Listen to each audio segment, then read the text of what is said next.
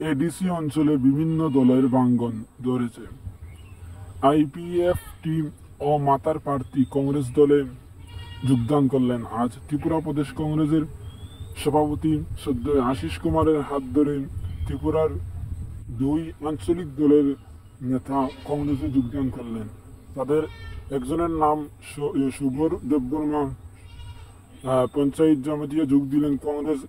আরেকজন প্রদেশ সাধারণ জামাতিয়া যোগ দিলেন কংগ্রেসের। প্রদেশ কংগ্রেস ভবনে আজ সম্পন্ন হল এই যোগদান সভায় ভারতীয় জাতীয় কংগ্রেসের পতাকা হাতে তুলে দিলেন ত্রিপুরা প্রদেশ কংগ্রেসের সভাপতি সদ্য আশিস কুমার সাহা। এটাই ধারণা করা হচ্ছে যে ত্রিপুরা রাজ্য থেকে বিজেপি থেকে মানুষ মুখ ফিরিয়ে নিচ্ছে, তার প্রমাণ হচ্ছে এগুলো।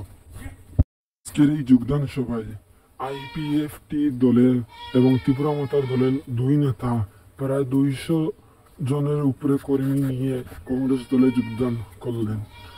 এই দিকে বিবেচনা করে বলা যায় যে আগামী দিন আরো কংগ্রেস শক্তিশালী হতে চলেছে এডিসি অঞ্চলের মধ্যে।